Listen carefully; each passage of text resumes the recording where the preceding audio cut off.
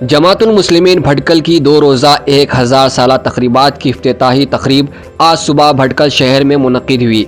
ये प्रोग्राम भटकल की तारीखी जामिया मस्जिद के पास खुले मैदान में मुनक्किद हुआ, जिसमें all India Muslim personal law board के जनरल सेक्रेटरी मौलाना खालिद सैफुल्लाह रहमानी और मौलाना बिलाल हुसनी नदवी मेहमान खुसूसी के तौर पर मौजूद थे। मौलाना अब्दुल रब नदवी चीफ काजी जमातुल मुस्लिमीन भटकल ने इनागुरेशन प्रोग्राम की सदारत की। इस प्रोग्राम के दौरान भटकल के कई अहम शख्सियात बशमूल मौलाना ख्वाजा अकरम मदनी, चीफ काजी खलीफा जमातुल मुस्लिमीन भटकल को भी मुबारकबादी दी गई।